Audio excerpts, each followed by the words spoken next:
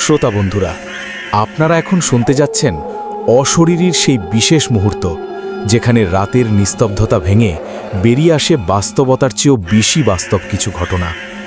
মনে রাখবেন, রাত 10টা মানেই অশরীরীর রাত। আজকের এপিসোড 72। আজ আমি আপনাদের শোনাবো দুটি এমন ঘটনা যেগুলো শোনার পর আপনার ঘরের দেওয়ালেও কান গজাবে। আপনার বেডরুমের আয়নায় যদি কখনো আপনি নিজের ছায়ার চেয়ে অন্য কাউকে দেখেন, তাহলে বুঝবেন অশরীরী এসে গেছে। প্রথম ঘটনাটি এসেছে তামিলনাড়ুর এক ভয়ঙ্কর পরিত্যক্ত হোটেল থেকে, যেখানে এক অমীমাংসিত রহস্য এখনও দেহহীন হয়ে ঘুরে বেড়ায়। আর দ্বিতীয় ঘটনাটি উত্তরপ্রদেশের এক নির্জন গহীন পল্লীতে, যেখানে এক সন্তানের মৃত্যু পুরো গ্রামকে বদলে দিয়েছে এক জীবন্ত কবরখানায়। প্রতিটি ঘটনা এতটাই বিস্তারিত, এতটাই কাঁচা, এতটাই ভয়ঙ্কর যে শুনতে শুনতে আপনার চোখের সামনে ভেসে উঠবে সেই জায়গাগুলো। শুনতে পাবেন সেখানকার বাতাসের শব্দ আর অনুভব করবেন সেই অশরীরী উপস্থিতি। তাহলে সময় নষ্ট না করে শুরু করা যাক। যারা এখনও অশরীরী পরিবারে যুক্ত নন, তারা প্লিজ এখনই সাবস্ক্রাইব বাটন ও পাশের বেল আইকন টিপে অল নোটিফিকেশন অন করে নিন, কারণ আজকের ঘটনাগুলো এতটাই ভয়ঙ্কর যে শুনে হয়তো আজ রাতে একা শুতে পারবেন না। আর যারা আগে থেকেই সাবস্ক্রাইবার, তারা লাইক বাটনে ক্লিক করুন আর কমেন্টে লিখুন আমি প্রস্তুত। তাহলে শুরু করি। প্রথম ঘটনা, চেন্নাইয়ের সাইরেন হোটেল, যেখানে এখনও কেউ চেক আউট করে না। প্রথম ঘটনাটি আমাদের পাঠিয়েছেন সৌম্য রায়চৌধুরী। সৌম্য পেশায় একজন ডকুমেন্টারি ফিল্ম মেকার, চেন্নাই ভিত্তিক। তিনি তার ক্যামেরার লেন্স দিয়ে দেখেছেন রাতের চেন্নাইকে, কিন্তু তার জীবনের সবচেয়ে ভয়ঙ্কর শট তিনি পেয়েছেন এক পরিত্যক্ত হোটেলে, যা স্থানীয়রা বলে সাইরেন হোটেল। অসংখ্য ধন্যবাদ সৌম্য এই কলঙ্কিত সত্য আমাদের সামনে তুলে ধরার জন্য। ঘটনাটি সৌম্যের ভাষায় বলছি। 2023 সালের অক্টোবর মাস, চেন্নাইয়ের তাম্বারাম স্যানিটোরিয়াম এলাকা। সেখানে 1940-এর দশকে ব্রিটিশ শাসন আমলে তৈরি একটি হোটেল ছিল, গ্র্যান্ড ইস্টার্ন লজ। ব্রিটিশ আমলের শেষ দিকে হোটেলটি বন্ধ হয়ে যায়। তারপর স্বাধীনতার পর কয়েকবার হোটেলটি চালু করার চেষ্টা হয়েছিল, কিন্তু প্রতিবারই অমঙ্গল ঘটেছে। শেষবার হোটেলটি চালু ছিল 2015 সালে এবং মাত্র 1 বছরের মাথায় বন্ধ করে দিতে বাধ্য হয় কর্তৃপক্ষকে, কারণ হোটেলের রুমগুলোতে এমন কিছু ঘটতে শুরু করেছিল যার কোনো বৈজ্ঞানিক ব্যাখ্যা খুঁজে পাওয়া যায়নি। সৌম্য এই পরিত্যক্ত হোটেল নিয়ে একটি ডকুমেন্টারি বানাতে চেয়েছিলেন। তিনি শুনেছিলেন ওই হোটেলের 3 নম্বর রুমটি এখনও বুক করা থাকে। কাদের জন্য কেউ জানে না, শুধু রাতের দারোয়ানরা স্বীকার করতেন তারা প্রায়ই রাতে 3 নম্বর রুম থেকে আলো জ্বলতে দেখেছেন আর শুনতে পেয়েছেন নিয়মিত পানি চলার শব্দ আর ফিসফিসানি।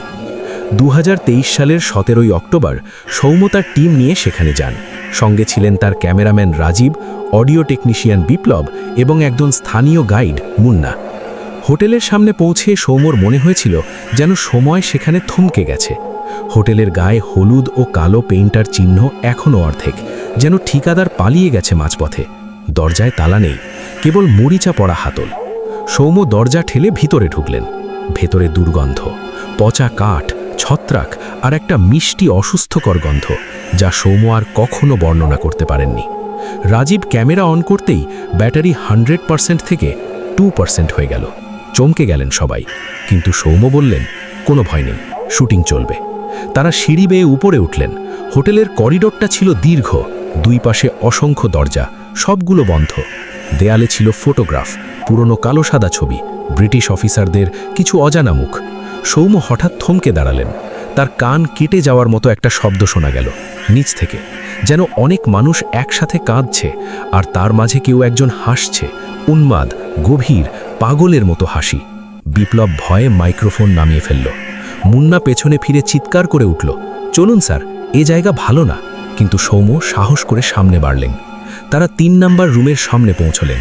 দরজায় লেখা 3, নিচে আরও লেখা প্রবেশ নিষিদ্ধ। কিন্তু সৌম্য দরজায় হাত দিতেই দরজা আপনি খুলে গেল।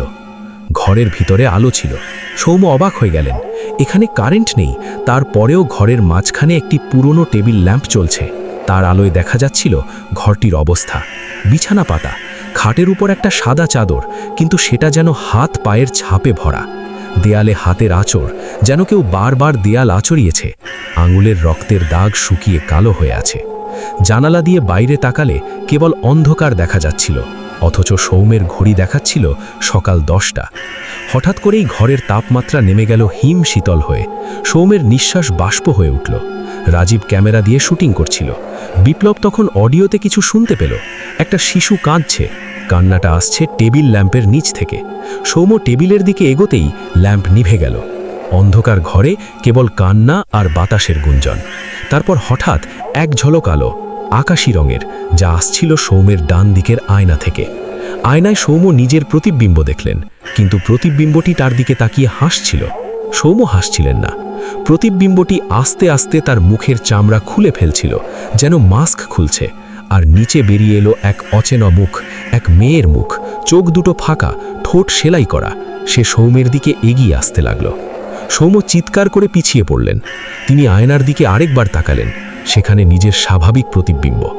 রাজীব তখন প্রায় অচেতন। মুন্না দরজার বাইরে পালিয়ে গিয়েছিল। সৌম্য সবাইকে নিয়ে দ্রুত বেরিয়ে এলেন, কিন্তু বাইরে এসে দেখলেন দুপুর 12টা হওয়া সত্ত্বেও হোটেলের আশেপাশের এলাকাটা মেঘলা নয়, তবুও অন্ধকারের মতো। তাদের গাড়ি পর্যন্ত যেতে গিয়ে সৌমের ক্যামেরার ব্যাগে হাত দিতে দেখলেন সেখানে একটি ছোট সোনার লকেট, যা তারা কখনো দেখেননি। সৌম্য সেটা ফেলে দিতে চাইলেও পারলেন না। লকেটটা যেন তার হাতের তালুতে লেগে গিয়েছিল। সেদিন রাতেই সৌম্য প্রায় পাগলের মতো আচরণ করতে শুরু করেন। তার স্ত্রী জানান, সৌম্য সারা রাত দেয়ালে আঙুল চালাচ্ছিলেন আর বলছিলেন 3 নম্বর ওকে ডাকছে।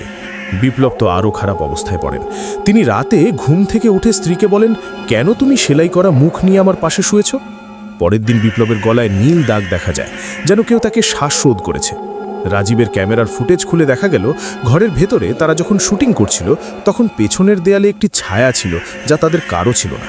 সেই ছায়াটি আস্তে আস্তে হাত বাড়িয়ে সৌম্যের ঘাড় ছুঁয়েছিল। এই ঘটনার 1 সপ্তাহ পরে সৌম্য জেনেছিলেন 3 নম্বর রুমের ইতিহাস আরও ভয়ঙ্কর। 1962 সালে ওই রুমে এক নবদম্পতি বুক করেছিলেন রুম। পরের দিন সকালে সেবিকা দেখেন বর মারা গেছে আর কনের মুখ সেলাই করা অবস্থায়। পুলিশ রিপোর্টে বলা হয় বরের মৃত্যু হয়েছে হার্ট অ্যাটাকে, কিন্তু কনের মুখ কে সেলাই করেছিল কেউ জানে না।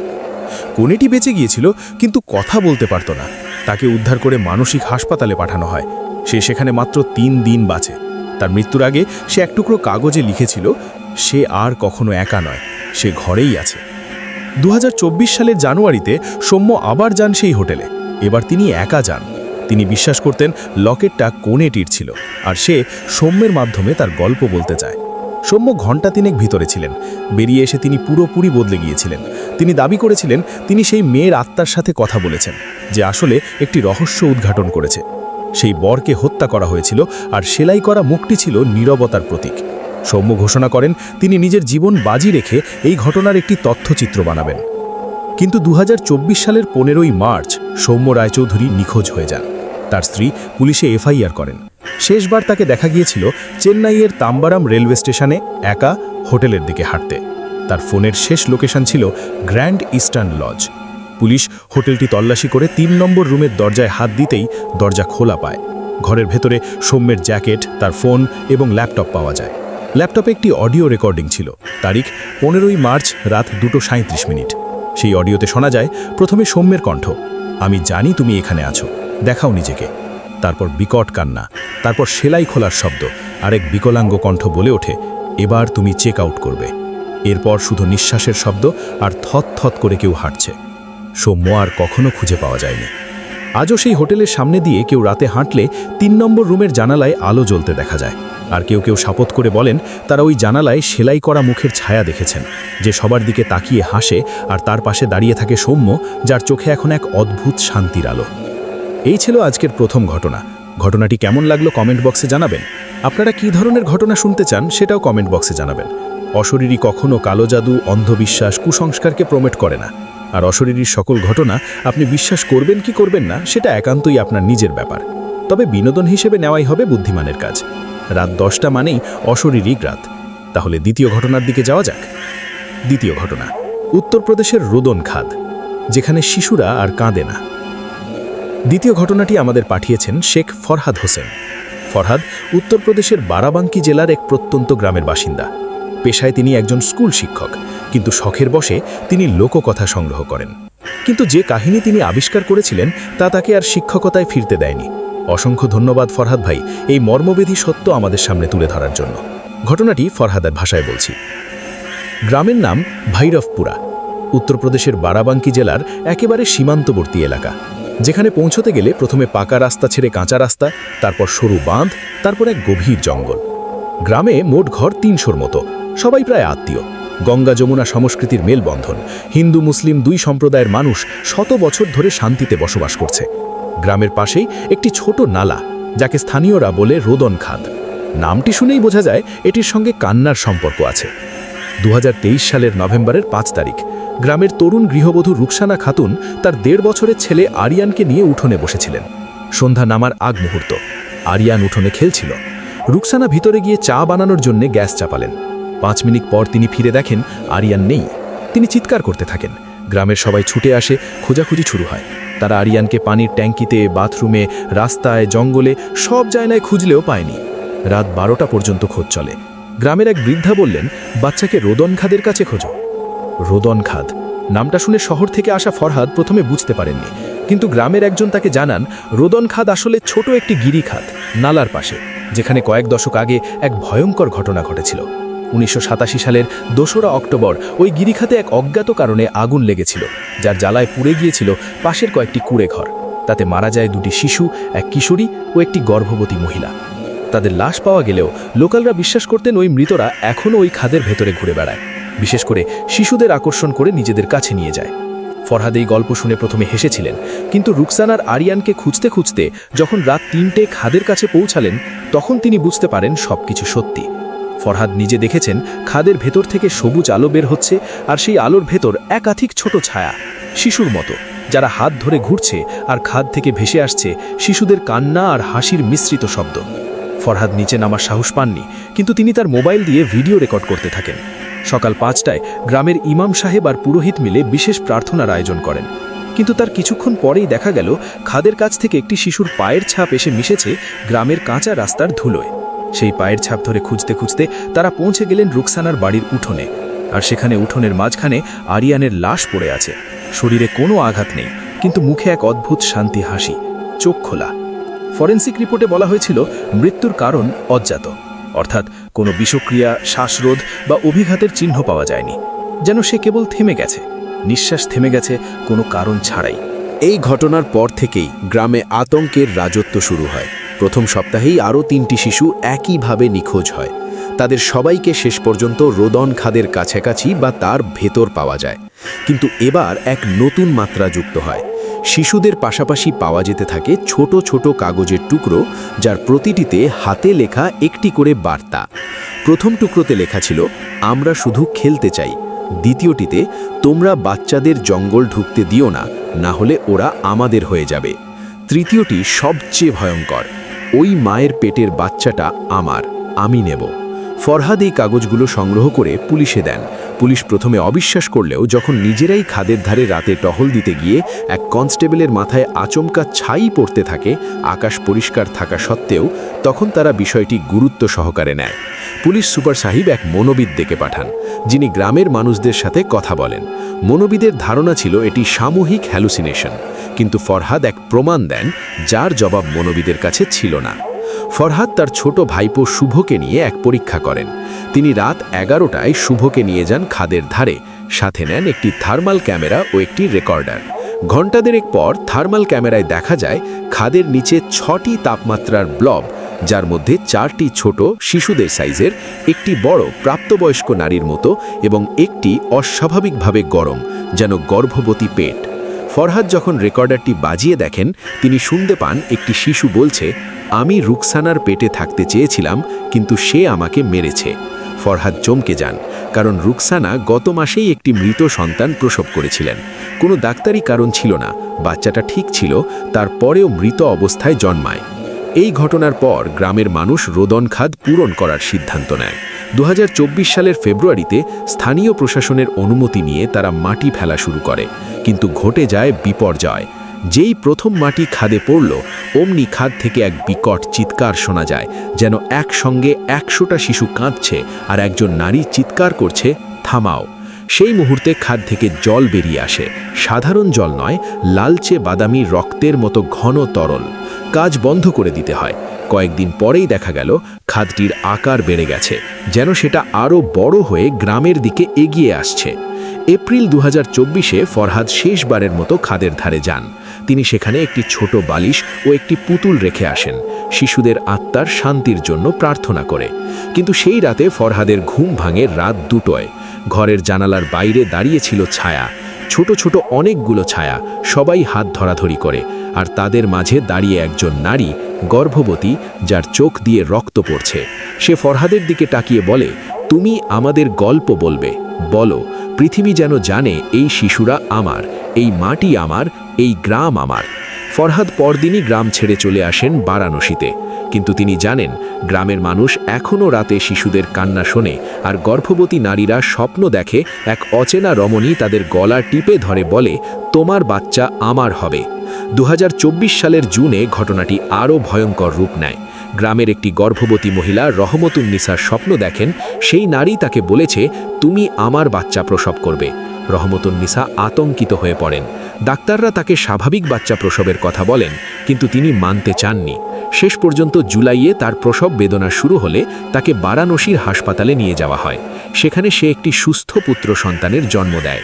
কিন্তু তার পরের রাতেই নার্সরা দেখেন বাচ্চাটার চোখ খোলা, সে কারোর দিকে তাকিয়ে হাসছে, কিন্তু তার হাসির কোনো কারণ নেই।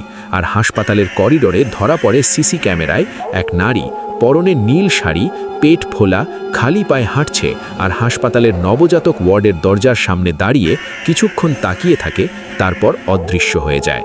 ফরহাদ এখন বারাণসীতে বসে একটি বই লিখছেন, রোদন খাদের শিশুরা। তিনি বিশ্বাস করেন এই আত্মারা কোনো রাক্ষস নয়, বরং 1987-র অগ্নিকাণ্ডে মৃতদের আত্মা, যারা তাদের স্বীকৃতি চায়, তাদের মৃত্যুর সঠিক কারণ জানতে চায়। তিনি আরও জানতে পেরেছেন সেই আগুন কেউ জ্বালিয়েছিল ইচ্ছাকৃতই, স্থানীয় এক জমিদার, যার জমি দখলের পরিকল্পনায় বাধা হয়ে দাঁড়িয়েছিল সেই কুঁড়ে ঘরগুলো। সেই জমিদার আজ মৃত, কিন্তু তার পাপ বেঁচে আছে রোদন খাদে, শিশুদের আকৃতিতে।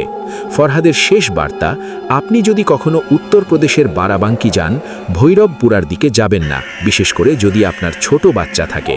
আর যদি খাদের ধার থেকে কখনো শিশুর কান্না শুনতে পান, দৌড়ান, উল্টো দিকে তাকাবেন না, কারণ তখন তারা আপনার দিকে তাকিয়ে হাসছে। তারা সব সময় হাসে। রাত 10টা মানেই অশরীরীর রাত। আজকের দুটি ঘটনা, একটি সেলাই করা মুখ নিয়ে ঘুরে বেড়ানো নারীর, আরেকটি গর্ভবতী আত্মা ও তার ছোট ছোট সঙ্গীদের, উভয়ই আমাদের শেখায় মৃত্যু সব কিছু শেষ করে না, বরং কিছু মৃত্যু শুরু করে এক নতুন অধ্যায়, যা আমরা লিখতে পারি না, যা আমাদের বদলে দেয়। যারা এখনও শুনছেন, আপনারা যারা আজ রাতে ঘুমোতে যাবেন, একবার দেখে নিন আপনার ঘরের আয়না। নিজের প্রতিবিম্বকে জিজ্ঞাসা করুন, সে কি সত্যিই আপনি নাকি অশরীরী? আপনারা কেউ যদি এমন কোনো অভিজ্ঞতার শিকার হয়ে থাকেন যা বিশ্বাস করতেও কষ্ট হয়, তা আমাদের সাথে শেয়ার করতে পারেন। আমাদের ইমেল অ্যাড্রেস হল oshoriri.official@gmail.com। আগামীকাল রাত 10টায় আবার দেখা হবে নতুন এপিসোড নিয়ে। রাত 10টা মানেই অশরীরীর রাত। ভালো থাকুন, সুস্থ থাকুন, সুন্দর থাকুন, নিরাপদে থাকুন, আর ঘরের জানালা বন্ধ করে ঘুমোবেন, কারণ অশরীরী কারোর ডোরে কড়া নাড়ে না, সে ভিতরেই থাকে। শুভরাত্রি।